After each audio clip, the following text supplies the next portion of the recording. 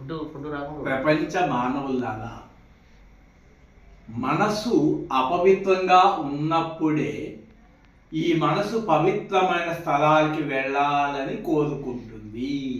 ఆ మనసులో కోరిక వచ్చిన తర్వాత ఆలోచన ఆపటం అసాధ్యం, కంట్రోల్ చేయటం.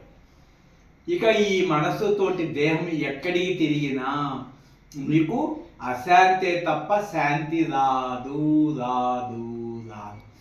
గతంలో నేను కూడా 30 ఏళ్ళ క్రితం తిరుపతి, శ్రీశైలం ఎన్నో పుణ్యక్షేత్రాలు తిరిగాను. ఇప్పుడు భూమి కన్నా పవిత్రుణ్ణి, ప్రపంచంలో నదుల కన్నా పవిత్రుణ్ణి, ప్రపంచంలో దేవాలయాల కన్నా పవిత్రుణ్ణి, ప్రపంచంలో నదుల కన్నా పవిత్రుణ్ణి, ప్రపంచంలో గ్రంథాల కన్నా పవిత్రుణ్ణి. కాబట్టి ఒక పవిత్రత ఉందంటే అపవిత్రత ఉంటుంది. గాఢ నిద్రలో పవిత్రత లేదు, అపవిత్రత లేదు.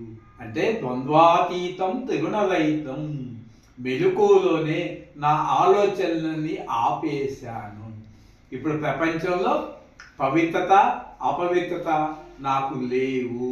నేను పరమ పావనుడిని, పరిశుద్ధాత్మను. ఇది జీవిత పరమార్థం. దీనికి ఒక్క పైసా ఖర్చు లేదు.